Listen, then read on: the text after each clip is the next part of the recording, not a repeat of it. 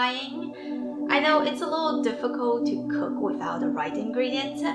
Today I will show you how to make a good fried rice with the ingredients that you already have in your kitchen. Let's start with the rice. Using leftover rice is a quick and efficient way, but what if you don't have leftover rice? So let me show you how to cook the rice perfectly. I prefer Thai jasmine rice. It has a popcorn-like aroma and a slight nutty flavor. Of course, you can use other types. There is no restriction. You just rub it again and again, rinse off all the excess starch. This will help the grains become less sticky. Change the water several times until it's clear. Then drain it completely. It is better to use a non-stick pot to cook the rice. Add a drizzle of vegetable oil, mix it well. This will keep the grains separate from each other. Pour in 1 cup of water, give it a swirl to even out the rice. Put on the lid, turn the heat to high, and bring this pot to a boil. Do not go away because it only takes a couple of minutes. It is better to use a glass lid that can see through, so you know exactly when it's boiling. I just do it by experience. Turn the heat to the lowest possible, let it simmer for 10 minutes. Open the lid and you should have some perfectly cooked rice. You don't want to cook it for too long or else the bottom will be burned. You can use this to make fried rice immediately, but freshly cooked rice is always stickier compared to when it is cooled down, which is why people like to use leftover rice. If you have time, just let it chill in the fridge for 4 hours or longer. The next day, you can break it up and it should be fluffy, not sticky at all, just perfect. We used 1 cup of uncooked rice, which approximately makes 2 cups of cooked rice. That is enough to serve 2 people. Besides the rice, you also want to pick a couple of types of protein. I choose eggs. All you need to do is beat them well, set it aside. For the meat, you can marinate some chicken, beef, or shrimp. Consider I already made videos with those examples.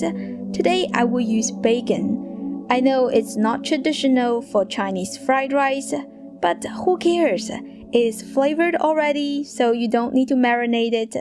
It's easy to get even during this coronavirus outbreak, and everybody loves it.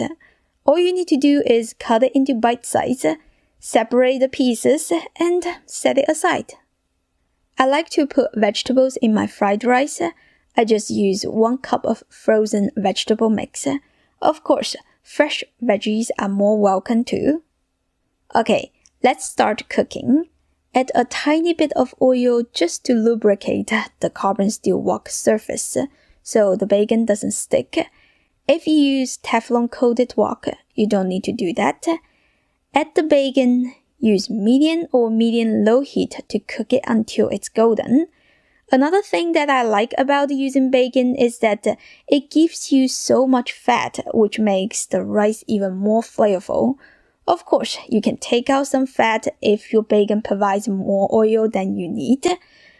Leave about 2 to 3 tablespoons of oil in there. We will use that to fry the egg.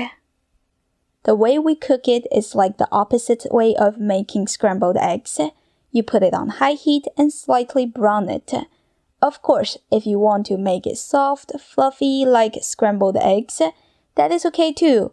Use your spatula and break it into many pieces. Add the vegetable mix. Keep cooking until they are soft. In my experience, frozen vegetables cook faster than fresh ones. Once they reach the doneness that you like, add the rice. Now you have to turn the heat to high in order to get the wok heat effect. We call it wok hei in Cantonese. It develops a slight toasty taste. It makes the rice fluffy instead of sticky and mushy. Also, rice is a starchy ingredient. If you cook it over low heat, it will likely stick to the bottom. I know it sounds strange, but that is how you cook with a carbon steel wok. Anyway, your fried rice looks amazing right now. If you want to keep it simple, you can season it with salt and pepper. I normally use these 3 ingredients: oyster sauce, soy sauce, dark soy sauce. Together, they give the fried rice the right color and the unique flavorful taste. These are the brands that I use. They are Chinese cooking pantry essentials. You can get them easily in most Asian groceries. Mix all the seasonings until you don't see any white rice. Then toss in some diced green onion. Mix it again. Give it a final taste before serving so you can adjust the flavor. Look at that. The rice came out so fluffy.